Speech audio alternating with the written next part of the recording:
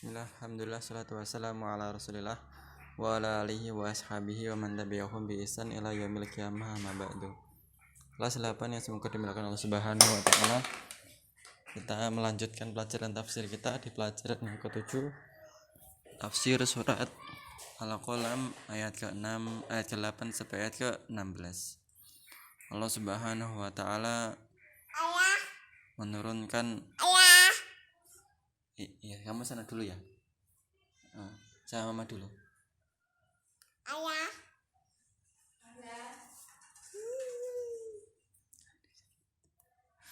Nah, lanjutkan ya. Allah Subhanahu wa taala melalui ayat ini melarang Nabi Shallallahu alaihi wasallam mentaati semua orang yang memiliki akhlak tercela. Di antara mereka mempunyai makar yang nanti akan merusak Islam. Allah Subhanahu wa taala berfirman, "A'udzubillahi minasyaitonirrajim. Fala tuti'il mukadzibin." Allah Subhanahu wa taala berfirman, dan janganlah kamu ikuti orang-orang yang mendustakan. Waddu law tudhinu wa fayudhinun. Dan orang maka menginginkan supaya kamu bersikap lunak, lalu mereka bersikap lunak pula kepadamu. Wala tuti kullahallafim mahin. Dan janganlah kamu ikut setiap orang yang banyak bersumpah. Hammazim masya'im binamim. Yang orang itu banyak mencela dan menghamburkan fitnah, menyebarkan fitnah di kalangan masyarakat. Manna'ilil khairi mu'tadin asim. Orang yang banyak menghalangi perbuatan baik, yang melampaui batas lagi banyak dosa. Utulli ba'da dzalika zanim. Yang kasar dan juga jahat. In kana zamali wa banin. Yang dia itu mempunyai banyak harta dan anak. Idza tutla alaihi ayatuna qala asatirul awwalin.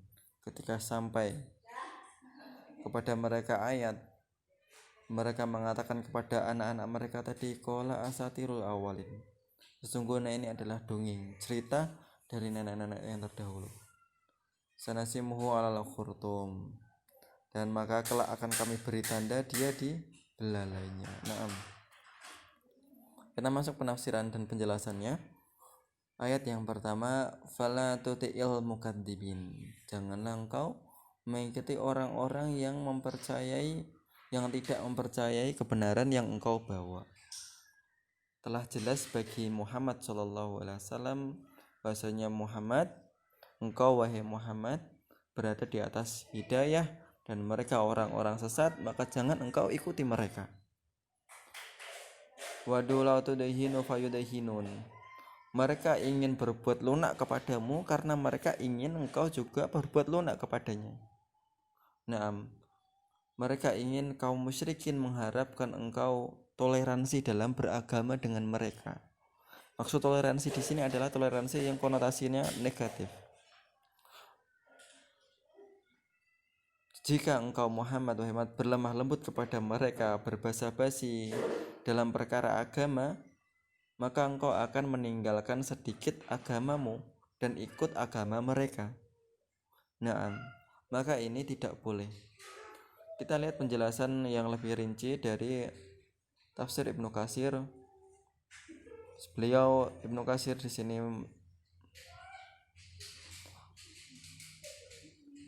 menceritakan bahasanya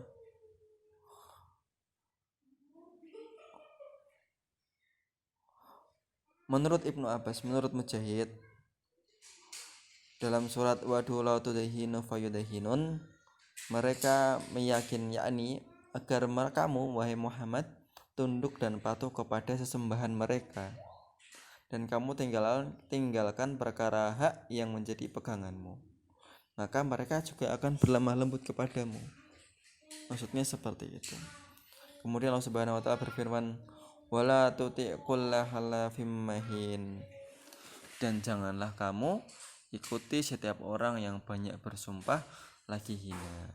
Kenapa kok enggak boleh mengikuti orang-orang yang sering bersumpah? Karena sumpah mereka itu adalah sumpah yang dusta. mereka mengotori nama-nama Allah Subhanahu wa taala yang mereka gunakan. Hanya untuk apa? Hanya untuk berkhilah saja. Naam. Kita kembali ke dalam buku.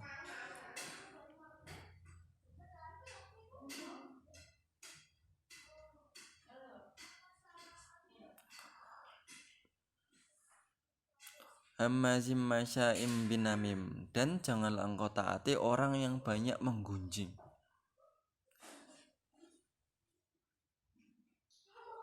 Banyak yang menggunjing, menyebarkan fitnah. Orang-orang yang sukanya ngobrol, gibain orang. Mana ilil khairi mu'tadin asim, dan janganlah engkau taati orang yang rakus terhadap harta, bakhil.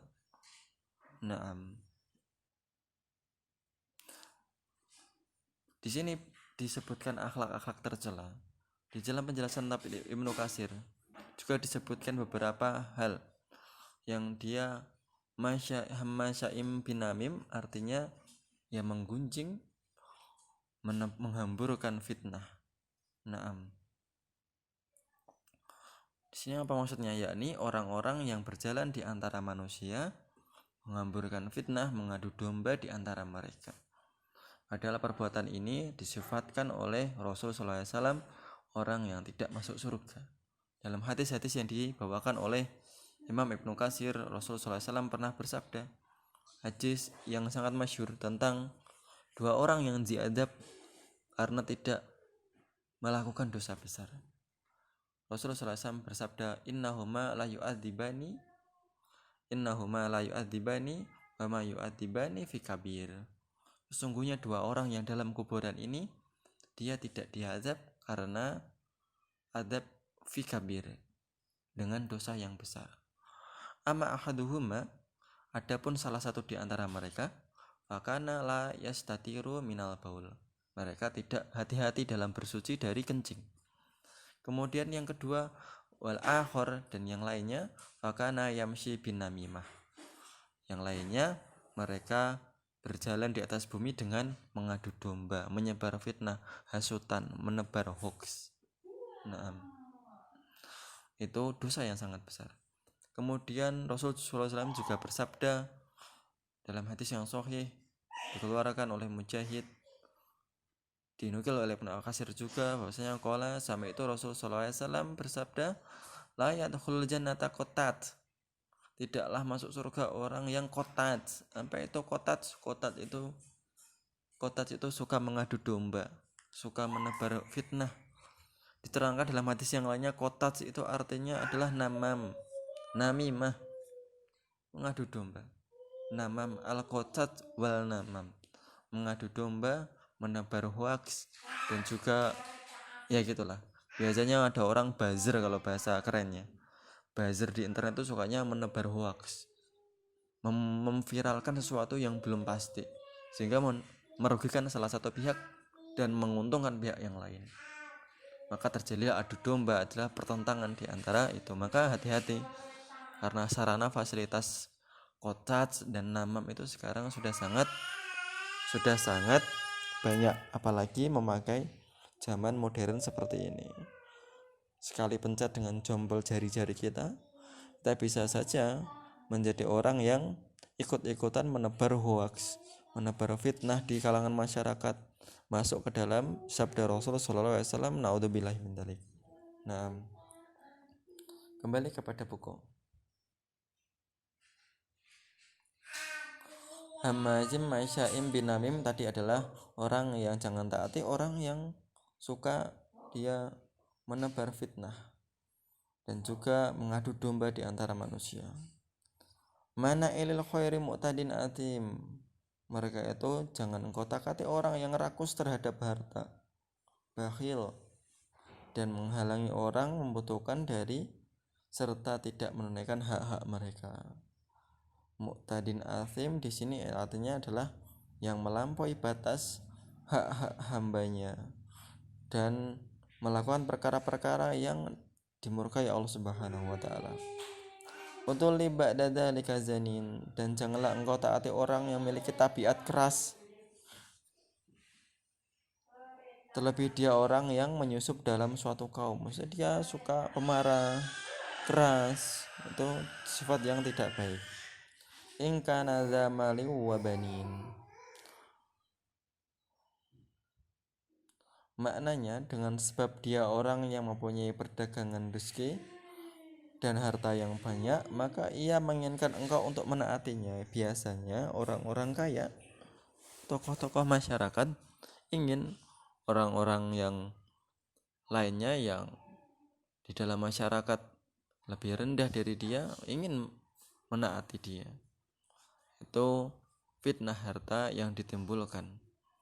Bahwasanya seorang yang mempunyai harta di lapangan rezeki Allah Subhanahu wa taala, mempunyai banyak anak, dalam suatu masyarakat dia ingin selalu dinomorsatukan. Ini sifat yang jauh dari sifat kezuhudan. Naam. Idza tutla alaihi ayatuna qala asatirul awalin. Dan tabiat orang-orang yang seperti ini biasanya kalau dia diberi nasihat, mereka akan meremehkan. Entah itu yang menasihati Rasul, entah itu yang menasihati ulama, entah itu ustadz. Siapa sih dia? Dia itu tidak lebih kaya dari saya, tidak lebih punya derajat di masyarakat daripada saya, tidak lebih senior daripada saya. Naam. Sanasimu alal khurtum. Allah Subhanahu wa taala mengancam orang yang memiliki harta dan mendustakan Allah Subhanahu wa taala, menjadikan hidungnya tanda. Sebagai apa? Tanda, diberikan tanda Allah Subhanahu wa taala kelak di hidungnya sebagai bentuk penghinaan. Nah, di sini ada faedah dan kesimpulan yang insya Allah sudah kita bahas tadi. Di antaranya adalah peringatan Allah Subhanahu wa taala kepada Nabi Muhammad SAW untuk meninggalkan orang-orang yang meminta beliau berlemah lembut dalam urusan agama. Nah, kemudian yang kedua, dilarang kaum muslimin menaati orang-orang yang memiliki sifat-sifat jelek. Seorang muslim tidak pantas banyak bersumpah, banyak menukil perkataan orang untuk merusak hubungan, mengadu domba, fitnah, memencet berita hoaks, dan yang lainnya. Nomor 3, sebab termasuk salah satu sebab. Meskipun ini tidak semua orang seperti itu, tapi kebanyakan besar salah satu sebab seorang jauh dari Allah Subhanahu wa taala adalah banyaknya harta dan banyaknya anak-anak yang melalaikan mereka. Nah, kecuali orang-orang yang diberikan taufik Allah Subhanahu wa taala, yang dia bisa memanfaatkan hartanya dan anaknya untuk mendekatkan diri kepada Allah Subhanahu wa taala. Nah, yang keempat, Allah Subhanahu wa taala akan menghukum, akan memberikan balasan sebagaimana seorang itu melakukannya di dunia. Al jaza'u min jinsil amal. Allah Subhanahu wa taala akan menghukum sesuai dengan dosa yang dia lakukan. Allah akan memberikan tanda pada hidung-hidung mereka di hari kiamat sebagai tanda penghinaan atas apa yang mereka lakukan di dunia. Naam. Nah, di sini kita bisa ambil banyak kesimpulan ya. Salah satunya adalah sifat-sifat yang seharusnya tidak pada kaum muslimin, yaitu dia mentaati orang kafir dalam keadaan berlemah lembut dalam agama, terus kemudian banyak mencela, banyak menyebar fitnah, mengadu domba, menyebar hoax, terus kemudian melampaui batas dan kasar. Nah, itu sifat-sifat yang seharusnya dihindari oleh kaum muslimin dan dihindari untuk berteman dengan orang-orang yang seperti itu. Almaru ala dini kulili. Seseorang itu berada di atas agama temannya. Kalau temannya suka ngadu domba, insya Allah dia juga suka. Kalau temannya sukanya merokok, dia juga insya Allah jadi suka. Raketang satu kali, pasti dia juga akan mencicipinya. Nah, kalau temannya sukanya gibahin gurunya, ya pasti juga kamu juga ikut sama. Jadi senangnya gibahin gurunya. Na'udzubillahi min dzalik. Saya kira cukup dari saya. Ada salahnya saya mohon maaf. Aku qouli hadza subhanakallahumma bihamdika Asyhadu an la ilaha illa anta astaghfiruka wa atubu ilaik. Assalamualaikum warahmatullahi wabarakatuh.